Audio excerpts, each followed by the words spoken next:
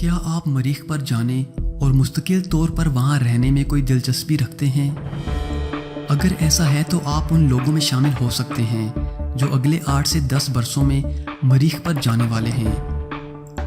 لیکن یہ دھیان میں رہے کہ یہ ایک یک طرفہ سفر ہے اور آپ کو ہمیشہ کے لیے نہ صرف مریخ پر رہنا ہوگا بلکہ اس کی آبادکاری میں اپنا حصہ بھی ڈالنا ہوگا۔ اگر آپ اس مہم کے لیے تیار ہیں اور مریخ کی تاریخ میں اپنا نام لکھوانا چاہتے ہیں تو پھر آپ 2 لاکھ امریکی ڈالروں کا بندوبست کر لیں، کیونکہ یہ مریخ مشن کا فی مسافر اخراجات کا خرچہ ہے۔ مریخ کا سفر کسی صحت افزا مقام کی سفر کی طرح ہرگز پرلطف نہیں ہے۔ آپ کو بہت سے اور مختلف قسم کے خطرات مول لینا ہوں گے اور اپنی جان کو جان جوکھوں میں ڈالنا ہوگا، کیونکہ زمین سے بہت زیادہ میل جول رکھنے کے باوجود یہ سیارہ در حقیقت ایک بہت بڑا ویرانہ ہے۔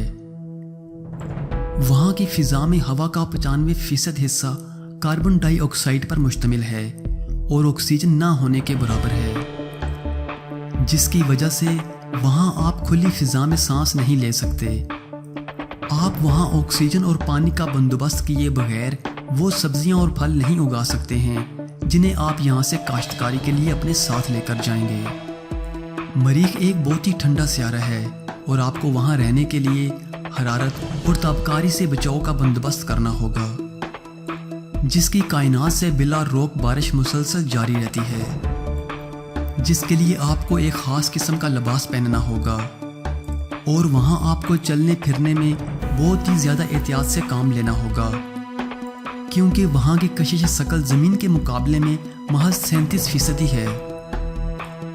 ہو سکتا ہے کہ آنے والے برسوں میں آپ مریخ کے ماحول کے عادی ہو جائیں اور آپ کا جسم وہاں کے درجہ حرارت اور تابکاری سے مطابقت پیدا کر لے اور آپ کا جسمانی نظام خود کو کاربن ڈائی آکسائڈ میں سانس لینے کے لیے ڈھال لے، جس کے بعد آپ کو مخصوص لباس اور مخصوص کالونی میں زندگی نہ گزارنی پڑے۔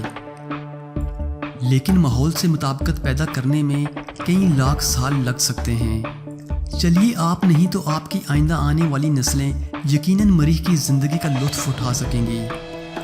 عام روایت کے برعکس مریخ کی آبادکاری کا مشن خلائی تحقیق کے ادارے ناسا کا نہیں ہے، بلکہ ایک ارب پتی اور معروف کاروباری شخصیت کا ہے، جن کی کمپنی کئی برسوں سے مریخ کی آبادکاری کے اپنے منصوبے پر کام کر رہی ہے۔